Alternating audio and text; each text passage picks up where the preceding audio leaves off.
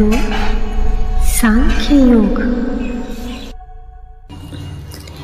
अव्यक्तोऽयं चिन्त्यो अयं विकार्यो अयमुच्यते तस्मादेवं विदित्वैनं नानुशोचितुमर्हसि। अर्थात, हे किरीटी, यह तर्कवेत्ताओं की नजर में तो आता ही नहीं, पर ध्यानावस्थित योगियों को सदा इसी के दर्शनों की उत्कंठा लगी रहती है। यह मन को सदा दुर्लभ है, साधनों की पकड़ के बाहर है। हे अर्जुन, यह आत्मा अपरंपार है, पुरुषोत्तम है। यह तीनों गुणों से अलग तथा रूप आदि की परिधि से बाहर है। यह अनादि, निर्विकार तथा सर्वव्यापक है। हे अर्जुन, इस आत्मा को इसी तरह जानना चाहिए तथा यह महसूस भी करना चाहिए कि यह सब जगह है और सब में है। बस फिर तुम्हारा सब शोक सहज में ही दूर हो जाएगा।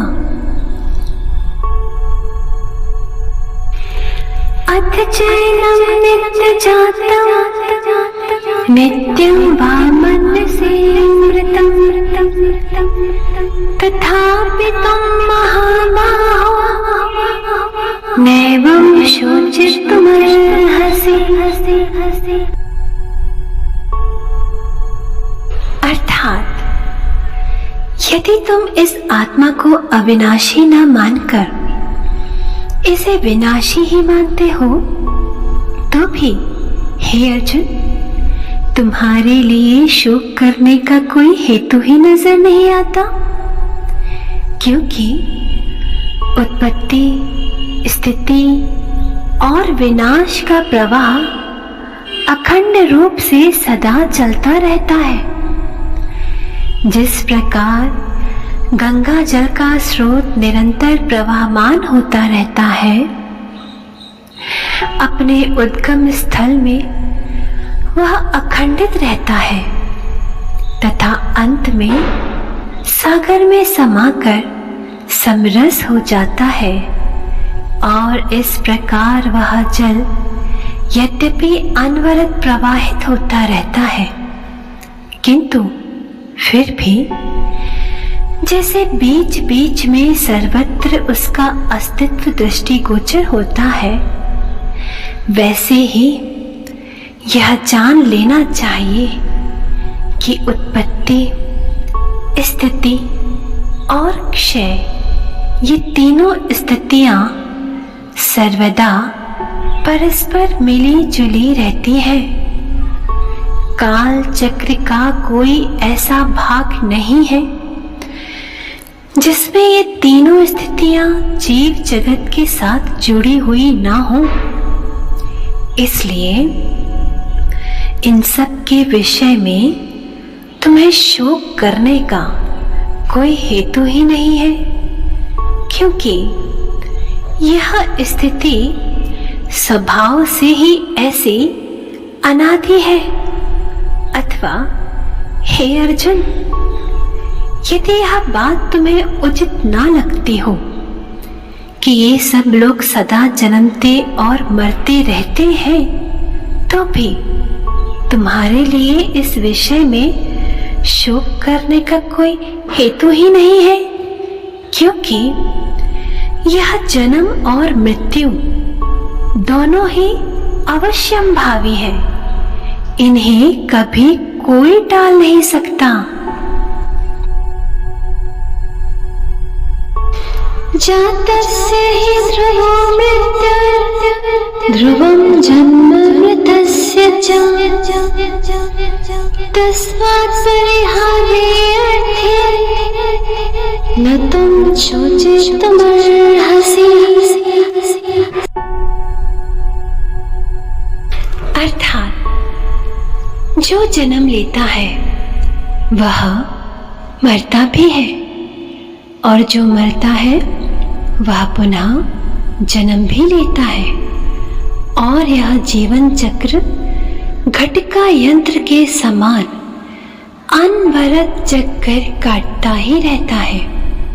अथवा जैसे सूर्य का निकलना और उसका डूबना सदा स्वतः निर्बाध रूप से होता ही रहता है, ठीक वैसे ही यह जीवन और मरण भी अपरिहार्य है। महाप्रलय के समय यह त्रिभुवन ही विनष्ट हो जाता है, किंतु फिर भी उससे यह आदि तथा अंत टल नहीं सकता। यदि यह बात तुम्हारे मन में उचित जान पड़ती हो, तब फिर तुम यह खेद क्यों करते हो? हे धनुर्धर, तुम जानबूझकर नादानी क्यों करते हो? इसके अलावा हे पार्थ, यदि तुम इस बात पर भली भांति विचार करोगे तो तुम्हारी समझ में यह बात अच्छी तरह से आ जाएगी कि इसमें रंच मात्र भी दुख करने की गुंजाइश ही नहीं है। अव्यक्तादीनि भूतानि व्यक्त मध्यानि भारत, अव्यक्त निधनानेव तत्र का परिदेवना। अर्थात ये सब प्राणी उत्पत्ति के पहले आकार रहित थे, और उत्पत्ति के बाद जिन्होंने आकार स्वीकार किया वे प्राणी जब क्षय को प्राप्त हों तब इस विषय में जरा सा भी संशय नहीं होना चाहिए कि वे कोई अन्य या भिन्न चीज बन जाएंगे।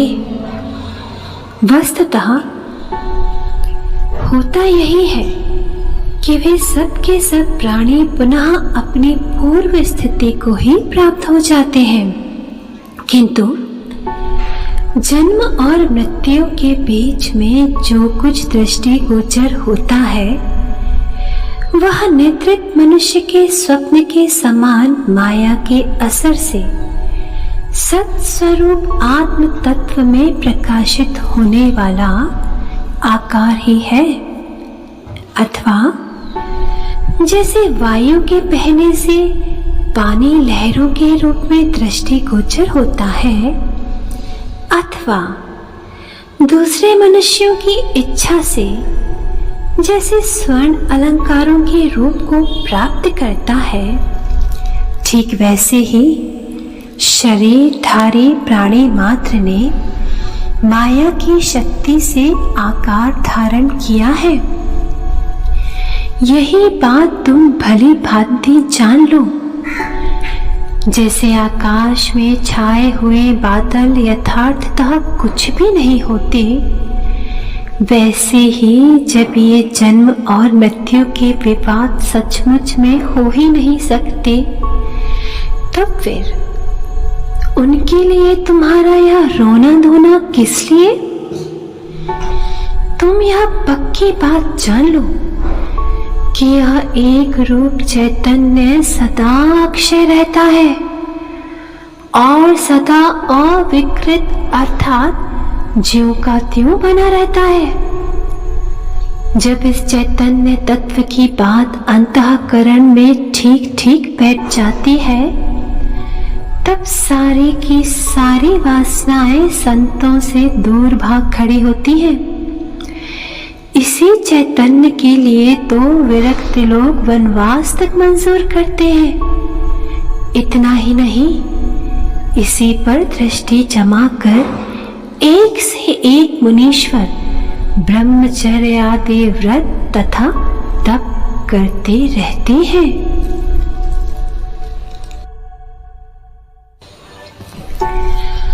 आश्रयवत पश्यति कश्चिदेमाश्चर्यवत् वदति तथैव चान्यः आश्चर्यवच्चैनमन्यः शृणोति श्रुत्वाप्येनं वेद चैव कश्चित्।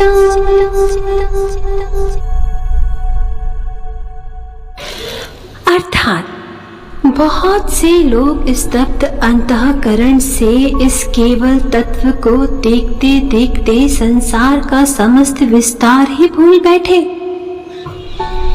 बहुत से लोग तो अपनी वाणी से इस चैतन्य तत्व का गुणानुवाद करते करते न केवल विरक्त हो गए, अपितु उन्होंने अखंड एवं शाश्वत तल्लीनता भी प्राप्त कर ली। बहुत से लोगों का निराकरण तो इस चैतन्य तत्व के विषय में केवल सुनने मात्र से ही हो गया और उनका देहाभिमान भी जाता रहा। बहुत से लोग तो निजानुभव से इस चैतन्य तत्व को समझकर इसके साथ समरस हो गए। जैसे सारी नदियों का प्रवाह जाकर समुद्र में मिलता है और वह समुद्र में मिलकर भी यदि उसमें समा नहीं पाता तो भी वह प्रवाह फिर से मुड़कर कभी पीछे नहीं जाता। ठीक वैसे ही योगीश्वरों की बुद्धि चैतन्य में मिलते ही उसके साथ समरस हो जाती है, किंतु उस चैतन्य का प्रत्यक्षीकरण होने पर यदि वे उसमें समरस नहीं होते तो भी वे इस तत्व से कभी विमुख नहीं होते, अर्थात देह तारतम्य पर नहीं आते। प्रसिद्ध श्री ज्ञानेश्वरी के अमृत वचनों का पुण्य श्रवण करते रहें एवं इस निःशुल्क किंतु अमूल्य वाणी का लाभ अपने सभी इष्ट मित्रों को भी पहुंचाते रहें। श्री हरि।